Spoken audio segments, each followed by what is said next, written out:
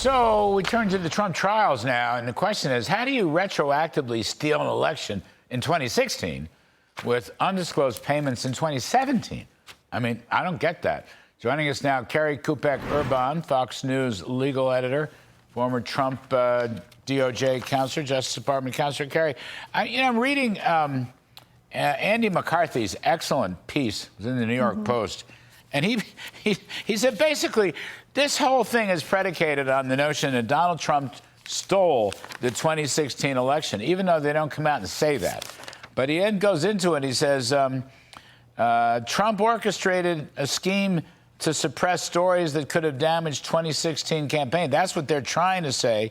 But wait a minute, the payments weren't made until February through December 2017. But the election was in 2016. So I don't get that. Maybe you can explain it. Or maybe only Alvin Bragg knows. Yeah, it's because it doesn't make much sense. And suppressing stories also is not a crime. Entering into an NDA is not a crime. A catch and kill scheme is not a crime.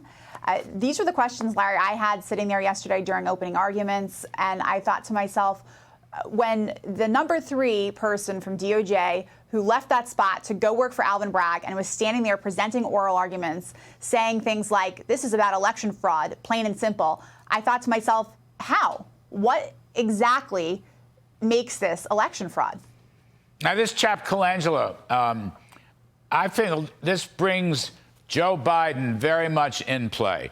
Colangelo was number 3 guy in the Justice Department. He's a presidential appointee. Now he's left his job in order to take Alvin Bragg's job, in effect, running this trial because Bragg can't do it. Doesn't that bring Joe Biden very close to this? Doesn't it look like the White House is orchestrating this? It's really surprising, just given the fact that that spot at DOJ, it's a highly coveted position. I think probably as much, maybe just a notch below being Attorney General.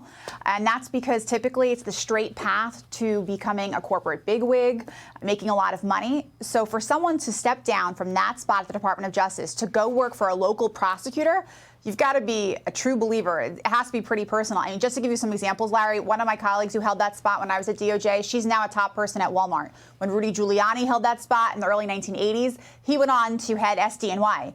But this gentleman went to go work for Alvin Bragg in bringing this case against Donald Trump. Well, yeah, I mean, I think it's a political thing. I don't understand NDAs. Why are they against the law? I mean, again, Andy McCarthy is writing, these non-disclosed accounts, these are used to settle civil litigation all the time.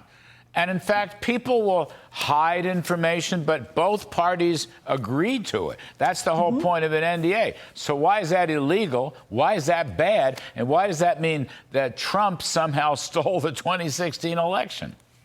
Right. Donald Trump entering into an NDA with Stormy Daniels is not illegal. It's not. Now, maybe it's sleazy or maybe people don't like that, but dirty doesn't equal illegal. So that's fact number 1.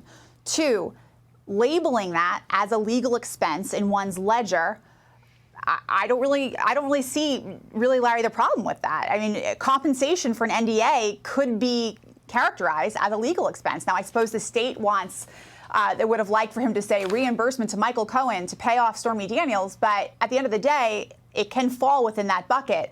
And then lastly, it's not even clear that Donald Trump knew how this expense was characterized in the ledger. Apparently, it was done by someone else, a Trump Tower, a lower-level associate, who was told to do so by her boss. So again, it comes back to what exactly is the crime here. Exactly. Kerri, let's talk about the gag order. Let me get this right. Michael Cohen, who is supposedly a serial liar, he's allowed to take shots at Trump wherever, whenever, news shows, podcasts, whatever. I guess Stormy Daniels, too, other people. But Trump can't fight back. Now, I've never heard of a gag order like this before. And, of course, we are in the middle of a presidential election. He is the primary opponent of Joe Biden. I mean, this is so rigged. This is so lawfare. This is so weaponized. It's beyond belief to me. It is fundamentally unfair for this judge to have imposed a gag order against Donald Trump and not against Michael Cohen. Michael Cohen, even yesterday, was speaking publicly about this case and Donald Trump. He has a podcast where apparently he talks obsessively about Donald Trump because this is how he makes his living. And yet we know Michael Cohen has done what? Lied to Congress, lied to the court, lied to the media. And, you know, Donald Trump makes an interesting argument when he says it's also an unconstitutional restraint on his speech. Do you know who else made that argument, Larry, just last year?